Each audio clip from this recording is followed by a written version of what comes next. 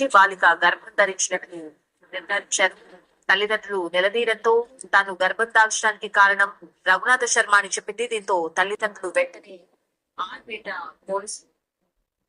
విన్నారు కదా, నేను అడుగుతాను, నేను సమాజంలో ఉన్న మహిళా మండలి సభ్యుల్ని అడుగుతున్న మాట ఏంటంటే, ఒక స్త్రీ, ఒక ఆడబిడ్డ మరి ఎంత ఘోరాతి ఘోరంగా ఒక మానవ మృగం, ఆ యొక్క మానవ మృగము వేసిన ప్లాన్లో ఒక పసి పాప, ఒక బాలిక, అంటే మైనార్టీ తీరని ఒక బిడ్డని ఈ గుడిలో ఉన్న పూజారి ఎంత ఘోరాతి ఘోరంగా, ఎంత నీచంగా, ఎంత దుర్మార్గంగా, ఒక మాటలో చెప్పాలంటే అతని వయసుకి ఆమె మనవరాలతో సమానం. కానీ చూసారా, సనాతన ధర్మము ఏమి నేర్పుతుంది? ఒక గుడిలో ఉన్న అత్యకష్టం చేస్తున్న ఒక పూజారి ఏం చేశాడు? ఏమండి, దీని గురించి నమూనా, దీని గురించి ఏదో కొద్ది గొప్ప కొన్ని ఛానల్స్ వాళ్ళు మాట్లాడుతూ ఉన్నారు. అయితే నేనంటాను, ఒక స్త్రీ ఘోరాతి ఘోరంగా ఒక దుర్మార్గుని చేతిలో, ఆమె తెలిసి తెలియని వయసులో మరి తన యొక్క జీవితమే స్పైల్ అయిపోయింది. మరి ఒక నోరు లెగుస్తుందా? ప్రియా సోదరి కావచ్చు, తర్వాత పవిత్ర అనే ఆమె కావచ్చు, ఈ మహిళా మండలు సభ్యులందరూ కూడా మరి మీ నోళ్ళు మూగబోయాయా?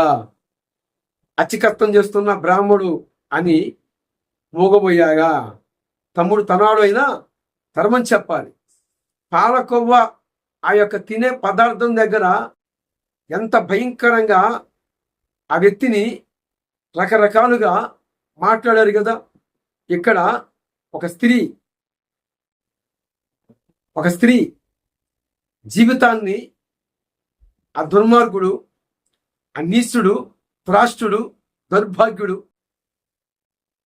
ప్లాన్ ప్రకారముగా కొన్ని నెలలుగా ఆ స్త్రీని అనుభవించిన ఆ కారణాన్ని బట్టి ఆమె గర్భవతి అయిందని ఇక్కడ చెప్పబడుతూ ఉంది. రఘునాథ శర్మను అరెస్ట్ చేశారు. ఇక్కడ ఎప్పుడు ఆ పాప ఏదో నలతగా ఉంది, నాకు బాగలేదు అన్నప్పుడు, తల్లిదండ్రికి అనుమానం వచ్చినప్పుడు కారణం ఏంటి అని అడిగినప్పుడు అప్పుడు బయటకు వచ్చింది. వాస్తవం అది కదా. ఇక్కడ స్త్రీలు చాలా మంది మహిళా మండలి సభ్యులుగా ఉన్నవారు పాస్టర్ల మీద జరగరాంది నిందా ప్రచారాలు అయితే అది నిందైనా, ఏమండి, జరిగింది నిందైనా, కానీ దాన్ని నిజం చేయాలని ఎన్ని రకాలుగా పోరాడుతారో, దేన్ని జరిగిన దాన్ని నిందా ప్రచారమైన ఆ అబద్ధాన్ని నిజం చేయాలని ఎన్ని రకాలుగా పోరాడి ప్రయత్నిస్తారో, కానీ అక్షరాలుగా జరిగిన ఒక్క స్త్రీ నోరు బయటికి రాలేదు.